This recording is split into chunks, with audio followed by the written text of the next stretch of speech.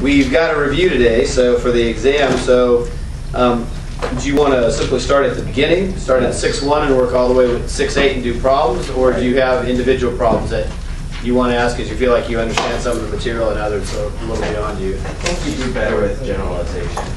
In case you want to go, you'll just start at the beginning and work through. Right. I would like to hit 6.8. We can definitely hit 6.8. Let's go ahead and start with 6.1 then. Turn to page 414. What I thought we'd do is the study guide and assessment questions in the back here are actually really good for getting prepared for the test. So that we just go ahead and take some of those and work through them. So you remember one of the first things we worked on was simply converting degrees to radians and degrees to radians. And we did radians to degrees. Pi over 180 over pi. Right, so if you forget, just think of a unit circle. How many radians are there in a unit circle? 2. Yeah, there are 2 pi radians in a unit circle, and how many degrees is that? 360. 360 degrees. So that means you're either multiplying by 2 pi over 360, or you're multiplying by 360 over 2 pi, and of course you can simplify this. Right. Down This is just 180 over pi. This one is just pi over 180. Now, the other thing you can do is actually put the units on here so you can do unit analysis to cross stuff out. This is actually 360 degrees over 2 pi radians. So if I want to go from degrees to radians, do I want the degrees in the top or do I want the degrees in the bottom? degrees to radians. Yeah, if I want to go from degrees to radians, if I have 50 degrees and I want to convert that to radians, what do I use? Do I use pi over 180 or 180 over pi? I want 180 over pi. Yeah. Pi over 180. It's pi over 180 because if we use unit analysis, if I put pi radians over 180 degrees, the degrees cancel out and I'm left with radians. Right. So if you forget which way the conversion goes, use the unit analysis. Go ahead and put the units on there and cancel them out just like you would anything else, yes? The second thing we talked about in 6.1, besides converting from degrees to radians and radians to degrees, I believe, yeah, we had areas of sectors and arc length. So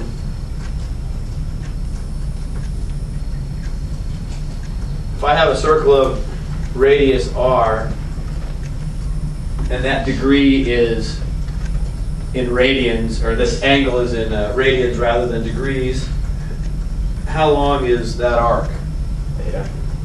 Theta times r. Theta times r. Arc length, which we denote by s, is r times theta. Now stop and think about this for just a second, why this formula works. If I have a circle, if this is my unit circle, how far around is it? 1. It's a unit circle. It's 2 pi. right, the radius is 1, it's 2 pi. So let's say I come over to here and I say, all right, well, how long is this? Well, let's do it at 90 degrees. It's easier to see that first. At 90 degrees, if this is a unit circle, if that's radius 1, how long is that arc right there? 1. It's going to be pi. 2 pi for the whole thing, and then Quarter pi. it's 2 pi. So when you divide it by 4, it's going to be 2 pi divided by 4, which is going to be pi over 2. So this is pi over 2. It's a half. And that's also 90 degrees. Now what happens if I draw a circle, and now my radius goes out to a radius of 10? If my radius goes out to 10, Then you multiply it by 10. I would just multiply it by 10. And the question is, why do I simply multiply it by this number? Why is it still 2 pi, pi over 2 radians by 10? Because you always have the same ratio as circle. That's exactly the point. The circumference of a circle is 2 pi r. It's a linear relationship. As the radius gets bigger by 1 unit, the circumference gets bigger by 2 pi. And so what happens is there's a linear relationship between the ratio of the radius to the circumference regardless of the size of the circle. So if the radius is 10 times as large, the circumference is 10 times as large. Because I just multiply the radius times 2 pi to get the total circumference. basically, that's where we get this formula. Well, you need to know that for the exam? Yes. Sure, of course. Now, what happens if you forget the formula?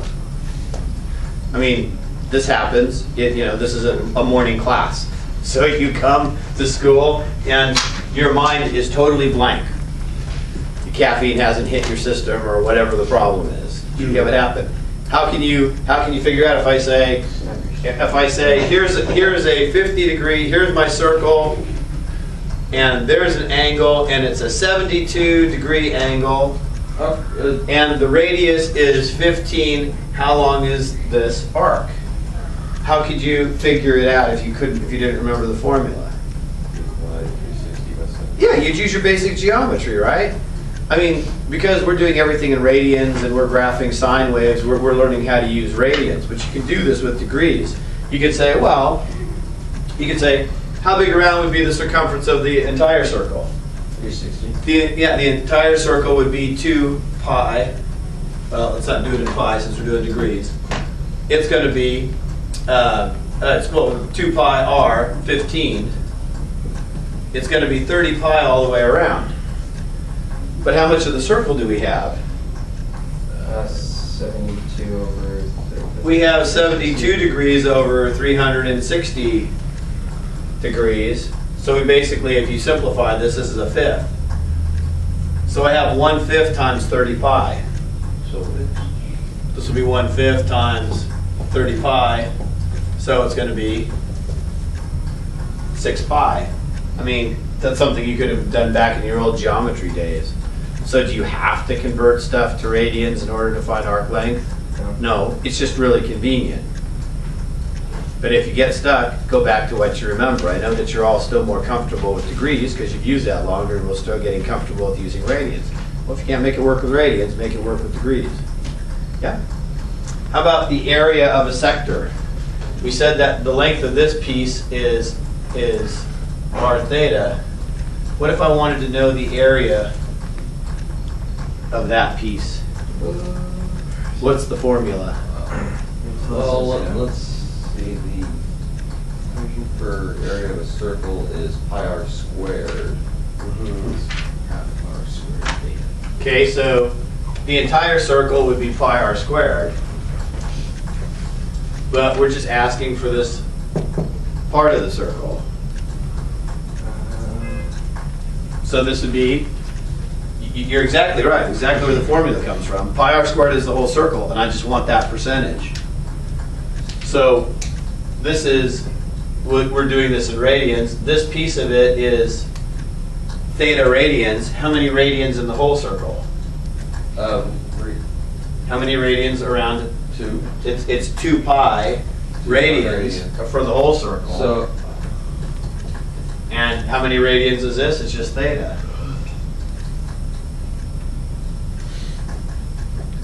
One half r squared theta. That's where the formula comes from. If you forget the formula, can you still do it? Sure. You're just going to figure out the area of the entire circle, and you'll take that fraction, that part of 360, using the ratio. We did this in radians. We did this in 2 pi radians. You could do it in degrees. You could say 360 degrees here, and however many degrees theta is, 45 degrees or whatever.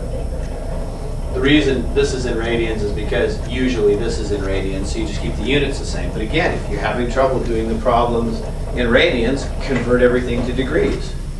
Want to do a couple practice problems? You should do a couple practice problems. I put a few on the board and I'll come around and check. This is, I know this is easy, that's the problem. yeah.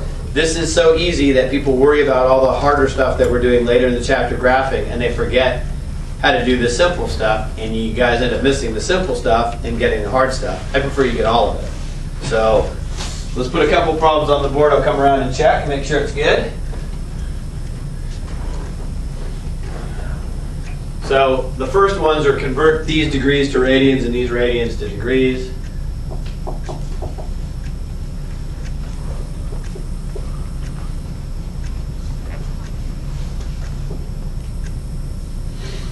Yeah, let's do 2.1 pi radians. Why not?